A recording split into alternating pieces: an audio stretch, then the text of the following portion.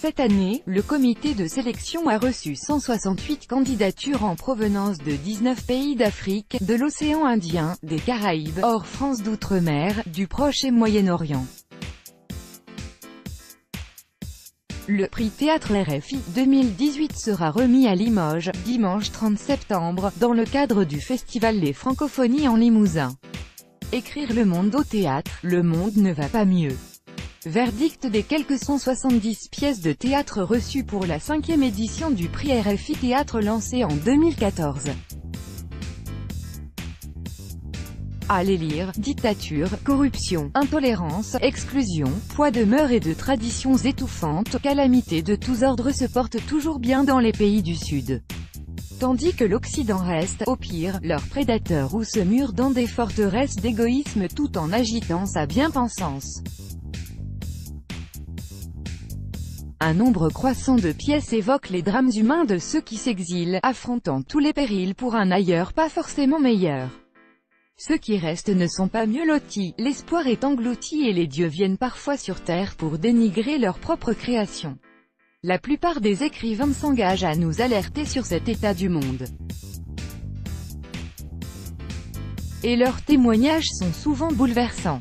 De l'Afrique de l'Ouest au Sahara, de la Tunisie à Haïti, ils nous invitent à des voyages mouvementés sur les mers, dans la jungle des villes ou au sein des villages.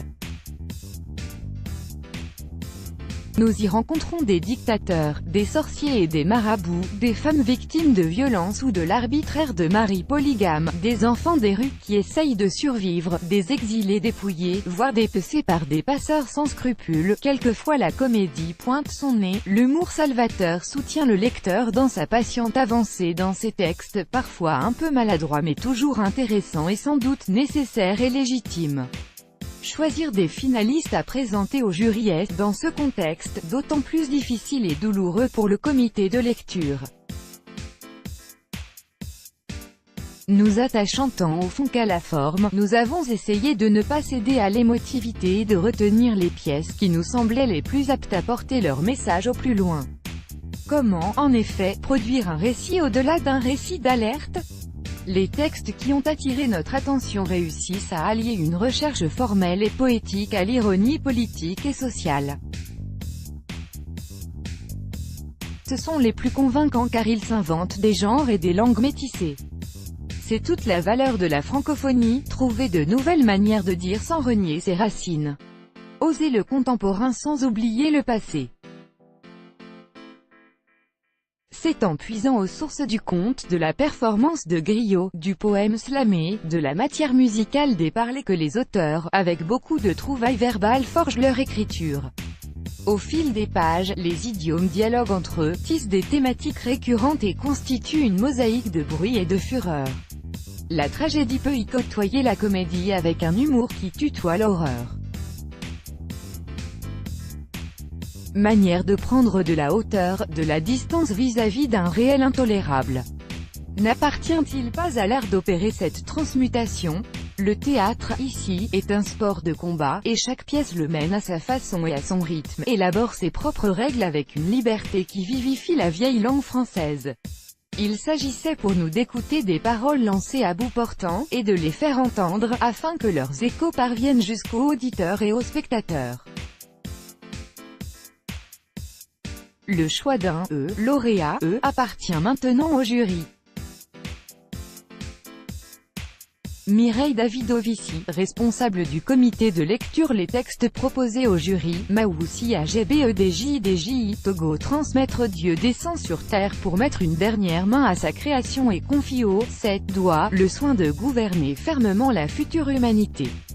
Il porte une attention particulière à l'éducation et insiste sur la transmission de la langue française.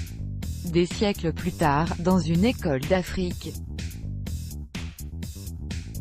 le maître va punir un élève indiscipliné quand celui-ci se rebelle et reproche au pays l'apprentissage forcé du français, instrument de la colonisation. Des chansons et des contes apportent une ambiance enfantine à cette pièce pleine de fantaisie qui dénonce autant un système scolaire que le sort réservé aux anciens combattants africains après les guerres mondiales. Une remise en cause ironique et métaphorique des agissements de la France.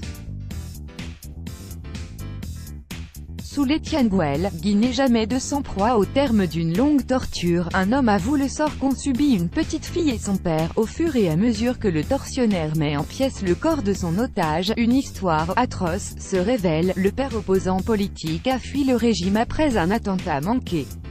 Sa fille mariée de force à un vieux pervers pédophile sera vendue comme esclave sexuelle. De retour, le père est jeté en prison et obligé de violer sa propre fille pour exciter le directeur de prison impuissant.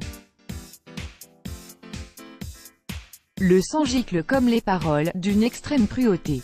À l'horreur répond une violence verbale à la limite du supportable. Olfa Bouassida, Tunisie. Leurs excellences les femmes. Une troupe de théâtre en répétition dans un pays au devenir incertain. L'écart se brouille entre théâtre et réalité. Les artistes ne peuvent faire abstraction de la situation et s'interrogent sur l'utilité de leur art et la possibilité de l'exercer dans une société en panne d'espoir. Ce sont les destins de femmes et d'hommes à l'époque des révolutions déchues. Le théâtre est un acte de résistance, mais comment continuer? Jean d'Amérique. Tahiti. Avilir les ténèbres. Une femme, soleil et poussière, invoque sa famille, les hommes, sa mère, et la mort. Personnage allégorique et évanescent, elle revêt différents aspects. À partir de ses états successifs, son chant s'ouvre, se ferme, s'amplifie, se rétracte, se fait joyeux ou funèbre. La mort ôte dans ce poème dramatique d'une grande densité émotionnelle. Jocelyn Danga, rez-de-chaussée. Le large. Un homme dialogue avec la mer, il veut la traverser. La logique paradoxale de la mer s'oppose à la rationalité du voyageur. Réplique concise et pause sonore alternée donnent une dimension poétique à cet âpre face-à-face où la personnalisation des éléments renvoie à l'hostilité du monde, celle de la nature comme celle des hommes. DOMBO Van Olsen, Cameroun. La chose de l'autre. Deux frères, jetés à la rue et déshérités par leur famille pour cause de sorcellerie, viennent récupérer leur part d'héritage dans la maison du père décédé. Ils sont rejoints par leur petit frère unique héritier selon le testament, puis par la femme de ménage qui réclame ses gages. Les deux frères tuent les intrus puis l'aîné tue son deuxième frère. De sombre histoire familiale racontée par lettres électroniques, sur fond de sorcellerie. Sedjrou Giovanni Houansou Bénin. Les inamovibles. Malik s'est jeté sous un train, pour ne pas rentrer la tête basse au pays où l'attend son père en compagnie d'autres parents d'exilés. Dans un étrange no man's land se massent des morts vivants espérant un hypothétique retour, soumis au bon vouloir d'un étrange passeur et de sa fille. En 7 mouvements, la pièce nous transporte dans un espace collectif incertain, tout en pénétrant dans l'intime des personnages. Ceux qui sont partis et ceux qui restent. Russell Morley Moussala, Congo-Brazzaville. L'assassin passe au journal télévisé de 20 h dans un bar. Un vieil homme tente de confier à un certain André un secret qui lui pèse depuis l'exécution du président de la République en mars 1977. Il a vu l'assassin, au journal télévisé. Son interlocuteur ne répond pas tandis que d'autres consommateurs apportent leur témoignage sur l'événement. Mais le secret du vieux n'est un secret pour personne sauf que tout le monde se tait. Comme l'énigmatique André enfermé dans un silence complice, une façon détournée de parler du meurtre jamais élucidé officiellement du président Massamba et de ses partisans. Denis Sufotanier dit SUFO, Cameroun. De la fabrication de l'homme. Comment construire de l'humain dans une dictature en proie à la corruption généralisée et la répression? Entre clandestinité ou exil, que choisir? Les planches, métaphore du théâtre, pourraient aider, pense un groupe d'activistes, repliés dans un café. C'est sans compter la trahison probable de l'un des leurs. De séquence en séquence, la pièce mêle réalité et fiction, ici et ailleurs, et met à mal l'utopie de fabriquer l'homme dans son propre pays ou sur d'autres rives. Kouamtawa, Cameroun, etc. En 8 courts chapitres monologués, locuteurs ou locutrices croisent leur destin tragique. Ils s'en prennent à la tradition patriarcale, à des us et coutumes paralysants et aussi à la violence d'une société injuste et corrompue où les individus sont englués. Un texte polyphonique empreint de colère. Jean-Paul TOH Bénin mort vespéral. Une femme, Erzulie, vient jouer sa dernière scène en présence de son auteur. Elle a décidé de mettre fin à ses jours. L'alcool lui délie la langue, et elle se raconte. Erzulie, figure mythique du vaudou, parle pour toutes les femmes de tous les âges, mère et putain, vierge et démone.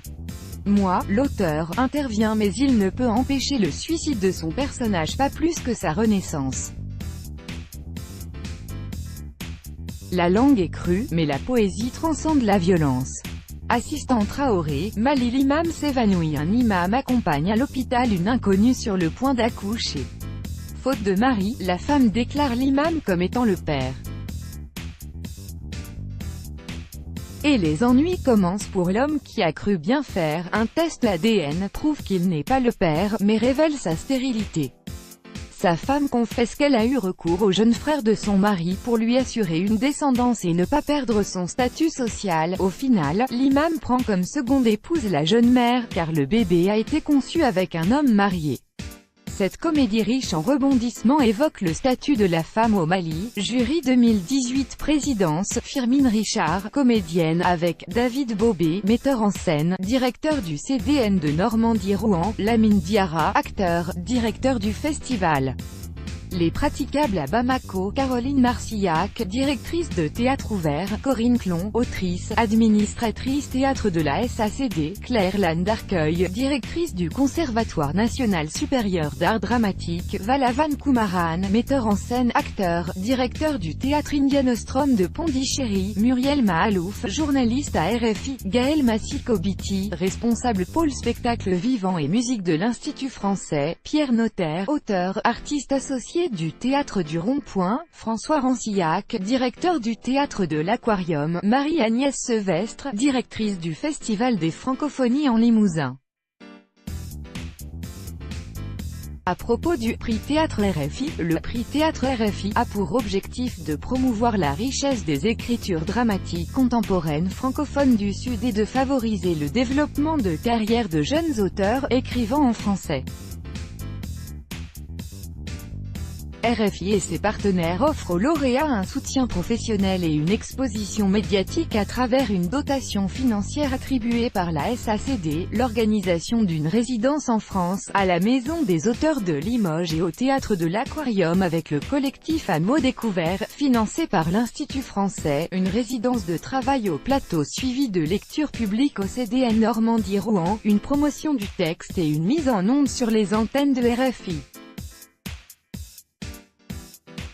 Le prix Théâtre RFI est organisé en partenariat avec le Festival des Francophonies en Limousin, l'Institut français, la SACD, le Théâtre de l'Aquarium et le CDN Normandie-Rouen. Ce prix poursuit l'engagement de RFI dans la création théâtrale après le succès des cycles de lecture en public organisés au Festival d'Avignon et diffusés sur les antennes Ça va l'Afrique, 2013, et Ça va le Monde, 2014, 2015, 2016, 2017-2018.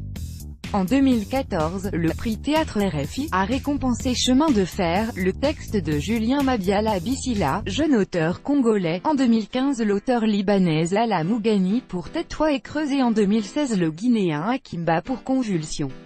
Et en 2017 le Camerounais Edouard Elvis Bevouma pour La poupée barbue.